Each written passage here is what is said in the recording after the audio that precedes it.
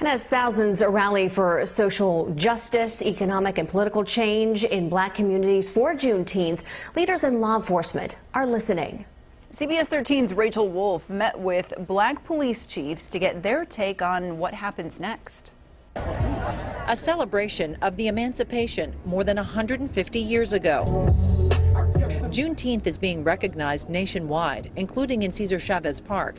The idea is to spark interest in what's become a movement. And have community conversation around investing in community practices, healthy policing practices that bring about change in vulnerable communities. Organizers say it's a chance to reflect on the history of over-policing since slavery and reorganize amidst recent social upheaval over the death of George Floyd while in police custody.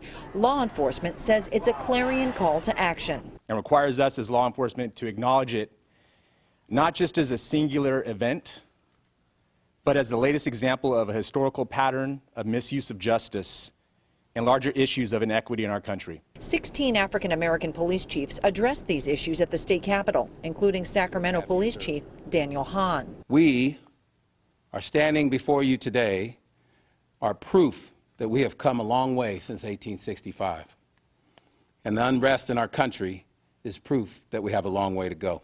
Hahn says the time is right for police reform. It is imperative that we collectively address these issues of race and difference if we are to ever have communities where everyone feels valued. We can't erase the impact of over 400 years of history overnight or with the stroke of a pen. And that police departments and communities can overcome challenges together and improve public safety by making changes to police policy, procedures, and training when it comes to the use of force, race, and bias. We need to acknowledge our obligation to take action where we fall short. Their goal, improve transparency, show how departments are being transformed and how officers are being held accountable. They say defunding police departments is not the answer. Instead, it will take a reallocation of resources to problem areas like homelessness and the mental health crisis. I don't care where the money comes from to be able to create healthier black communities. Communities and law enforcement agencies leaning in to learn how to improve relations and decrease crime.